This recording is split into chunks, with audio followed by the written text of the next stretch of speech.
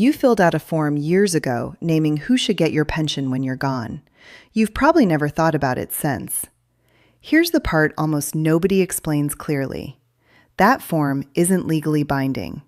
The final decision doesn't actually belong to you. I'm Angela Rose, and today I'm walking you through exactly how pension death benefits really work. Why trustees, not your wishes, often have the final say, and what you can do about it. Hi everyone, welcome back. I'm Angela Rose, and this channel exists to explain the parts of pensions and financial planning that often get glossed over in language that actually makes sense. Today's topic surprises a lot of people, even those who've been diligent about their pension paperwork. Most defined contribution pensions in the UK are held in what's called discretionary trust. That means when you die, the money doesn't automatically go to whoever you named. It goes to whoever the scheme's trustees decide should receive it, guided by your wishes, but not legally bound by them. By the end of this video, you'll understand exactly how this system works, why it exists, what role your expression of wish form actually plays, and the practical steps worth taking to make sure your wishes are as likely as possible to be honored. Let's start with the mechanics, because this genuinely surprises a lot of people the first time they hear it clearly explained. Most workplace and private defined contribution pensions don't allow you to make a binding decision about who receives the remaining funds when you die. Instead, the pension scheme's trustees, or in some cases the scheme administrator, hold what's called discretionary power over death benefits. In practice, this means that after you pass away, the trustees review the situation, consider a range of relevant factors, and then decide who the money goes to. So where does your expression of wish form fit into all this? It's a genuinely useful document, and I'd never tell you to skip filling one out. But according to guidance from major pension providers and industry bodies, an expression of wish is not legally binding on the scheme administrator or trustees. It's a strong indication of your preferences, and trustees are required to take it into account, but they're not required to follow it exactly. This is different from how a will works.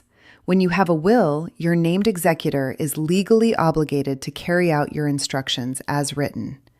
A pension expression of wish operates completely differently.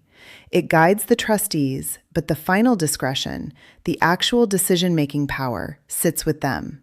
Now I know what you might be thinking. Why would anyone design a system this way? It sounds needlessly complicated, but there's actually a clear, long-standing reason behind it. By giving trustees discretion, rather than making your nomination legally binding, the pension funds have historically been kept outside of your estate for inheritance tax purposes. Under current rules, pension death benefits paid at trustee discretion generally don't count toward the value of your estate, and therefore haven't been subject to the 40% inheritance tax that applies to estates above the tax-free threshold.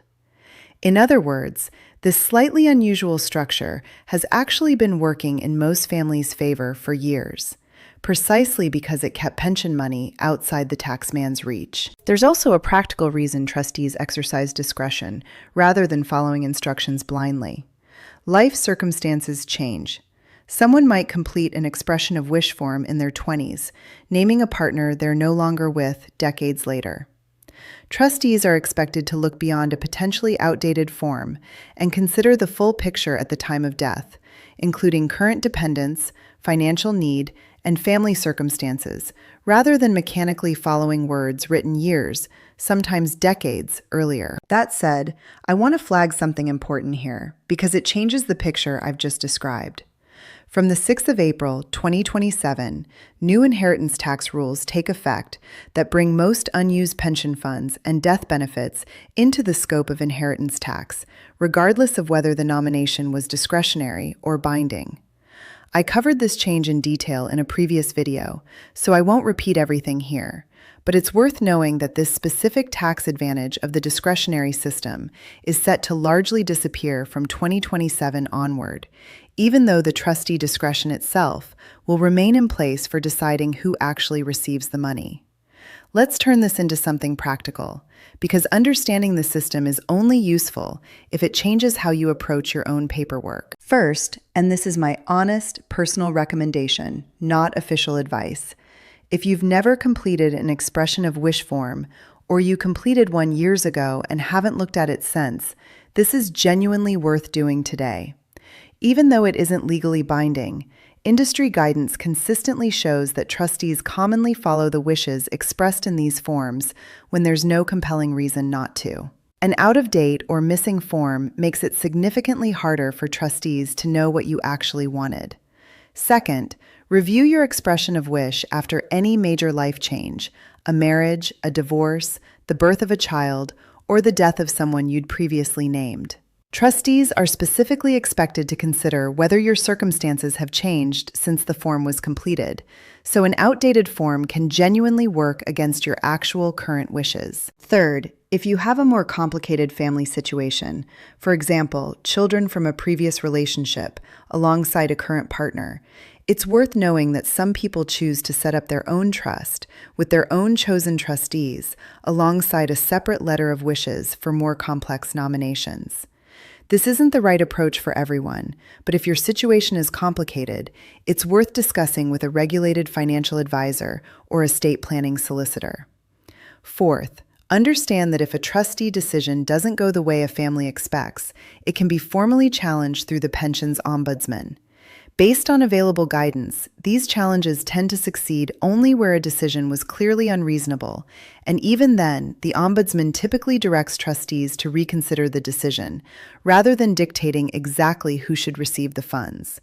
This underlines why getting your paperwork right in advance matters so much more than trying to fix things after the fact. In my opinion, the biggest problem here isn't the system itself. It's the lack of clear communication about how it actually works. I think a lot of people genuinely believe that filling out an expression of wish form settles the matter completely, the same way signing a will does. And I understand why. The paperwork looks official, the language sounds definitive. But the reality is more nuanced, and I think savers deserve to know that nuance clearly, rather than discovering it secondhand during an already difficult time for their family. I'll also say this. I don't think trustee discretion is inherently a bad thing. In many cases, it protects families from outdated paperwork producing an unfair or unintended outcome. But that protection only works well if people actually understand the system well enough to keep their wishes current. My honest recommendation is simple. Don't treat your expression of wish form as a set-it-and-forget-it document. Revisit it the way you'd revisit a will, whenever life changes.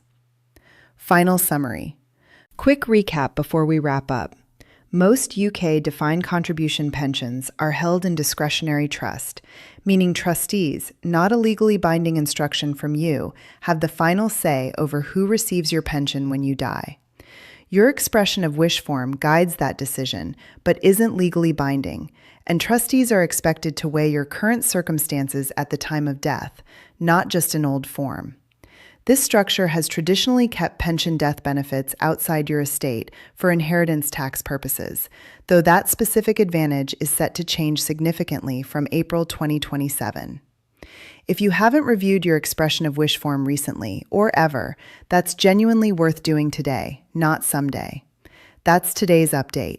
I hope this gave you real clarity on something that catches a lot of families off guard. As always, for decisions specific to your own pension and estate planning, please speak with a regulated financial advisor or solicitor. If this video helped you, please hit that like button. It genuinely helps this channel reach more people who've never had this properly explained to them. Subscribe and turn on notifications too, since I'll continue covering pension and inheritance tax updates as more guidance is published ahead of 2027. Let me know in the comments. Had you ever heard that your expression of wish form isn't legally binding? I read every comment, so let's talk about it down there. Thank you so much for watching. I'm Angela Rose, and I'll see you in the next one.